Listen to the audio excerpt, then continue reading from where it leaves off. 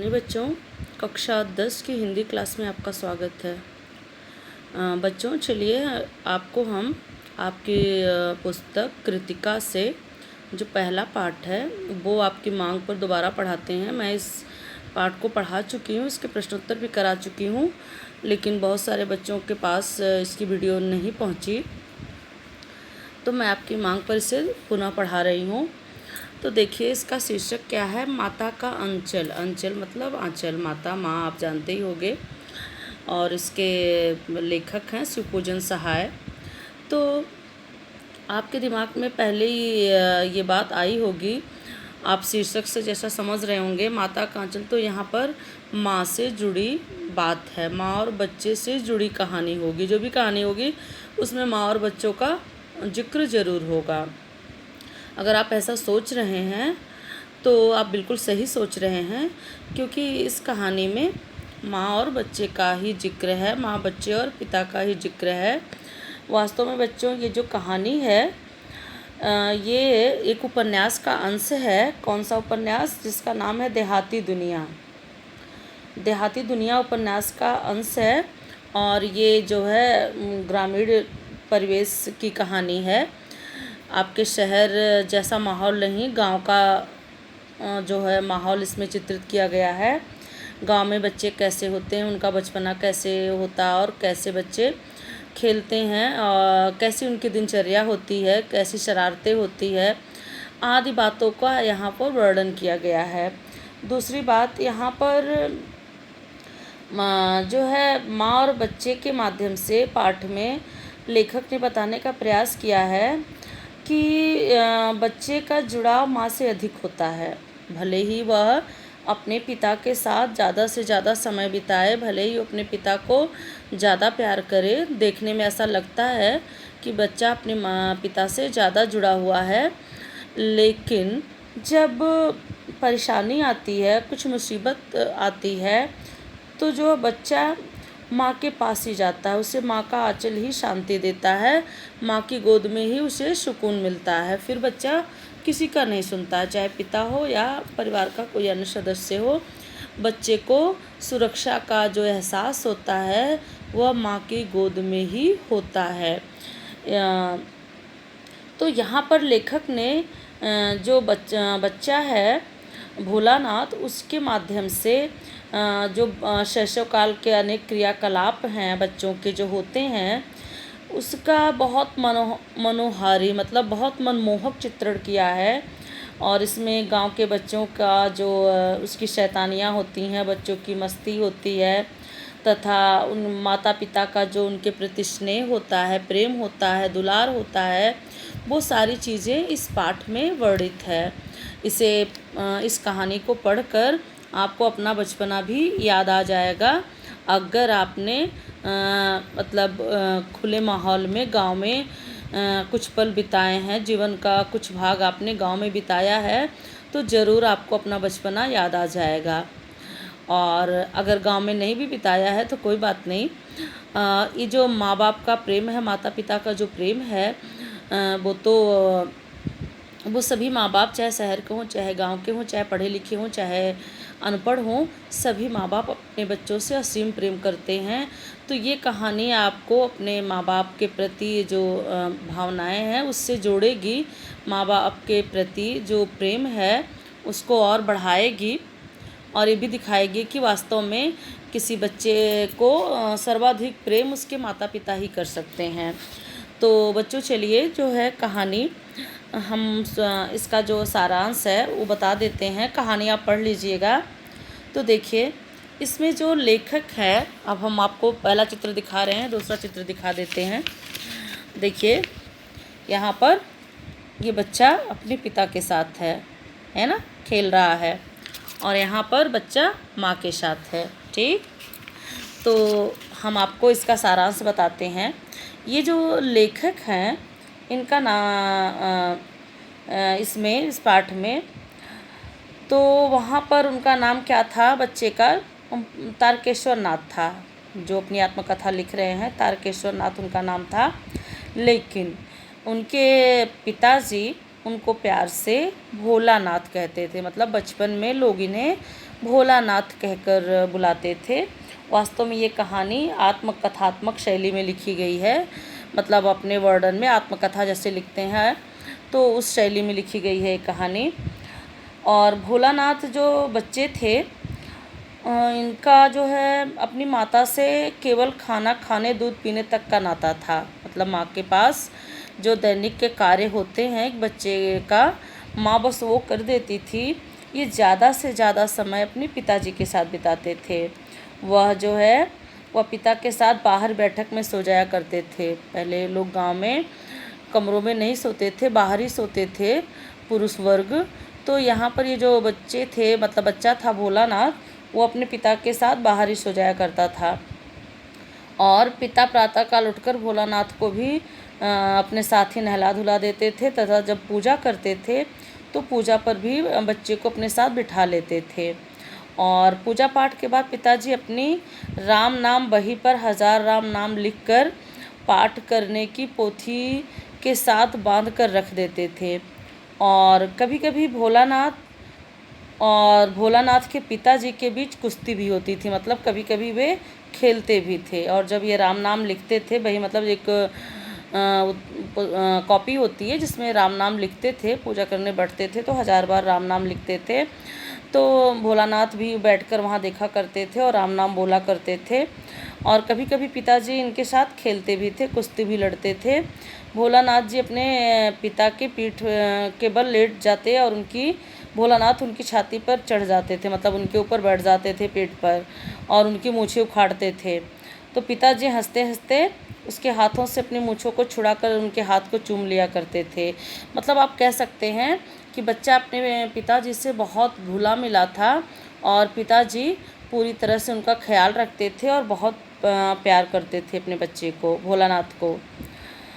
अब देखिए भोलानाथ के पिताजी भोलानाथ को अपने हाथ से एक फूल के कटोरे में दूध भात सान कर खिलाते भी थे। मतलब माँ उनको नहलाती धुलाती थी, लेकिन ज़्यादातर काम उनके पिताजी कर देते थे। नहलाने का काम भी पिताजी करते थे। जब नहाते थे तो भोलानाथ को भी नहला देते थे और अक्सर ये उनको दूध भात भी पिताजी खिलाते थे। अब ये बात अलग है कि पिताजी जब खिला देते थे, बच्चा खा चुकता था तो माँ का मन नहीं मानता था और माँ फिर आ जाती थी। माँ कहती थी कि नहीं, आपने तो बस 4 कौरी खिला दिए, बच्चे का पेट नहीं भरा होगा, अब मैं खिलाऊंगी। तो देखिए क्या कहती हैं यहाँ पंक्तियाँ देख लीजिए बुक में।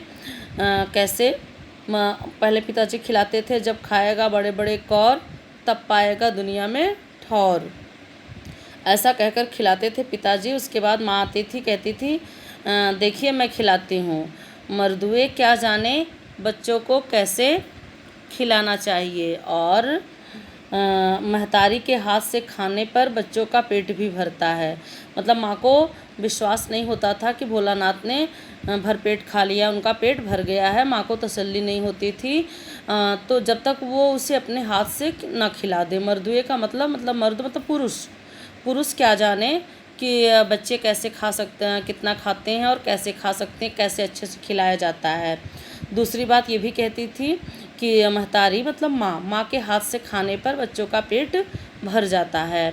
तो अलग बात थी कि पिताजी खिलाते थे, उसके बाद उनकी माँ भी खिलाती थी। और ऐसा कहकर वह थाली में दाल भात सांती और अलग अलग तोता, मैना, कबूतर, हंस, मोर आदि के बनावटी नाम से कौर बनाकर यह कहते हुए खिलाती थी कि जल्दी खा लो नहीं तो उड़ जाएंगे। पर हम उन्हें इतनी जल्दी उड़ा जाते कि उड़ने का मौका ही नहीं मिलता था।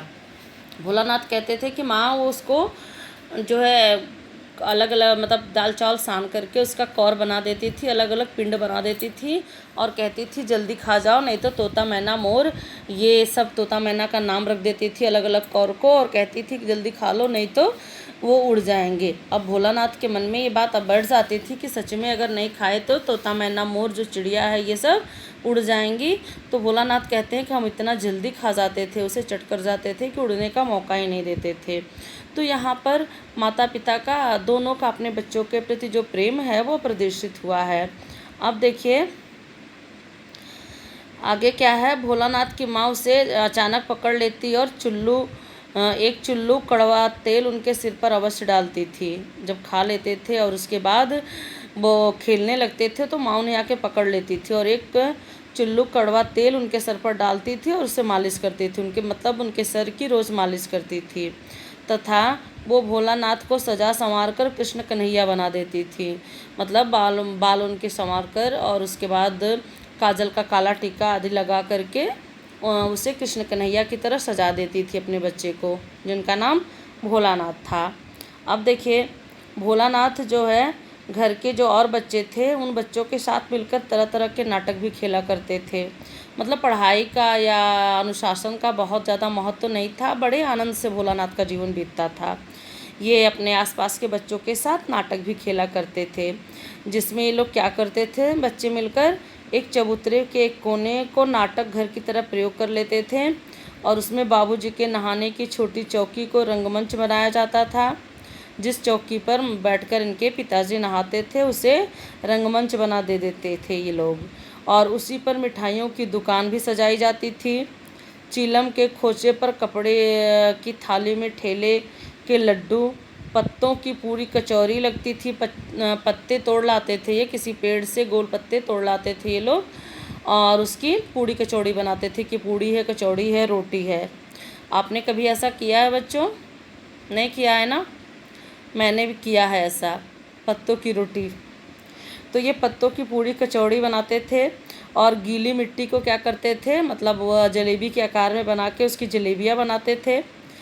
फूटे घड़े के टुकड़ों, बतासे आदि जो है मिठाइयों से सजाई जाती थी। छोटे छोटे कंकड़ पत्थर घड़े जो भी होते थे उसको ये क्या करते थे ये लोग, मतलब तरह तरह की मिठाइयों की तरह सजा देते थे, दुकान बना लेते थे और उसमें दुकानदार और ख़रीदार सभी बच्चे होते थे। एक बच्चा जो है वो हलवाई बन जाता था, मिठाई की दुकान खोलकर बैठ जाता था और बाकी बच्चे उससे मिठाई खरीदने आते थे। और मिठाई असली वाली मिठाई नहीं होती थी, यही कंकड़ पत्थर, टूटे घड़े आदि मिट्टी के बर्तन, उसको जो टुकड़े टुकड़े तोड़कर ये लोग मिठाई बना लेते थे।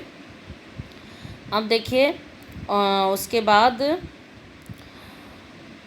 थोड़े देर मिठाई की दुकान करने, हाँ मतलब सजाने के बाद, ख़रीदने के बाद मिठाई की दुकान वहाँ से हट जाती थी। भाई कब तक मिठाई की दुकान ही लेकर बैठे रहेंगे, बाज़ार में ही नहीं बैठे रहते। जगह उनकी खेलने की एक ही थी तो ये सारा दिन बाज़ार में तो बैठे नहीं रहेंगे, मिठाई की दुकान हट जाती थी। उसके बाद क्या करते थे, घरौदा बनाते थे। धूल की मेड़ जो है दीवार बनती थी और तिनकों का छप्पर बनता था। आपने कभी धूल देखी है बेटा? आपने कभी धूल देखी है? मतलब मैदान में ढेर सारी धूल, तो अगर देखी है तो आप कल्पना कर सकते हो। ये धूल को क्या करते थे ये लोग, लाइन से मतलब उसको थोड़ा सा ऊंचा बनाने का प्रयास करते थे, उसकी दीवार बना देते थे और क्या करते थे, जो खरपतवार होता है उससे क्या करते थे, उसका छप्पर बना देते थे। और खंभे किससे खड़े करते थे, पिलर खड़े करते थे दातून के। किसी भी पेड़ की, नीम की ही ज़्यादातर दातून होती है और भी थोड़े एक दो पेड़ों की होती है दातून। तो ये दातून के खंभे बना देते थे, जिसे आप पिलर कहते हो, घर में जो पिलर लगे होते हैं। और जो दिया सलाई मतलब माचिस की पेटियों के ये लोग किवाड़ बनाते थे। कितना अच्छा दिमाग लगाते थे। इसी प्रकार से इनके अन्य सामान भी बन जाते थे और ये दावत तैयार करते थे, मतलब पार्टी करते थे कि आज घर में, आज उनके यहाँ पार्टी है, सभी को पार्टी में जाना है आदि, ऐसा ये काम करते थे। उसके बाद ये लोग जो है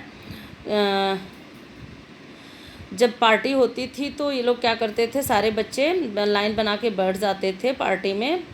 पहले तो ये सिस्टम नहीं होता था कि खड़े होकर खाने का, तो लाइन से पंक्ति में लोगों को बिठा दिया जाता था और खाना परोसा जाता था। कोई एक आदमी या दो तीन आदमी मिलकर खाना जो है उनको परोसते थे। तो ऐसे ही ये बच्चे भी लाइन में बैठ जाते थे और जब बच्चों का खेल चलता ही रहता था तो इनके बाबूजी भी जो इनके खेल को देखकर बड़े आनंदित होते थे, ये क्या करते थे कि बीच में, उसी बच्चों के बीच में, बच्चों की पंक्ति में उनके बाबूजी भी आकर बैठ जाते थे और कहते थे भाई मुझे भी खाना दो, मैं भी खाऊंगा। तो जब बच्चे बाबूजी को देखते थे तो हंसते हंसते भाग जाते थे और वो घरौदा बिगाड़ दिया जाता था। और कभी कभी इनके खेल में किसी शादी ब्याह का भी प्रोग्राम होता था बारात भी जाती थी, सभी बच्चे बाराती बनते थे, जुलूस निकालते थे। बारात के लौट के आने पर जो है बाबूजी क्या करते थे, बाबूजी भी इनके खेल में खूब शामिल होते थे। जब बारात लौट कर आती थी, दुल्हन लेकर आती थी, तो बाबूजी क्या करते थे, दुल्हन का जो है घूंघट उठा के उसका मुंह देखते थे कि दुल्हन कितनी सुंदर है। उन्हीं बच्चों में से एक बच्चा दूल्हा और एक बच्चा दुल्हन बन जाता था। और जैसे ही बाबूजी दुल्हन का मुंह देखने का प्रयास करते, वैसे ही बच्चे हंसकर भाग जाते थे और फिर इनका खेल ख़त्म हो जाता था। कभी कभी ये खेतों पर भी चले जाते थे या उसी मैदान में जहाँ पर ये खेलते थे वहाँ पर खेती बाड़ी का भी काम करने लगते थे, मतलब फसल उगाते थे, फसल बोते थे। तो बड़ी मेहनत से ये लोग खेत बनाते थे, सच्ची का खेत नहीं, झूठ मूठ का खेत। बड़ी मेहनत से खेत बनाए जाते थे, जो जोते जाते थे, फिर उसमें बीज बोए जाते थे और फिर मेड़े बनाई जाती थी, फिर फसल तैयार होती थी। लेकिन फसल तैयार होने में कुछ महीने नहीं लगते थे, इनकी फसल कुछ मिनटों में ही तैयार हो जाती थी और उसके बाद पक जाती थी फसल और ये दोनों हाथों से फसल काट भी देते थे। उसके बाद ये लोग क्या करते थे, कसोरे का सूप। कसोरा क्या है, मिट्टी का एक बर्तन, मतलब मिट्टी का छिछला बर्तन, कसोरा, उसको कसोरा कहते हैं। तो कसोरे को ये लोग सूप बनाते थे। सूप आप लोगों ने अपने घरों में देखा है, सूप वही सूप जो चावल साफ़ करने के काम आता है और उससे जो है जो अनाज होता है खेतों की जो रास होती है, जिसमें कि अनाज और उसके साथ उसके खरपतवार या उसका छिलके आदि रहते हैं, तो उसी सूप से फटक कर अनाज को साफ़ किया जाता है। तो ये लोग क्या करते थे कि मिट्टी के किसी बर्तन को सूप बना लेते थे और उसी सूप से ये क्या करते थे, ओसा के मतलब हवा करके गिराते थे फसल को, जो अनाज था उसको अलग और उसके कूड़े को अलग करते थे। और मिट्टी के दिए के तराजू बनाते थे।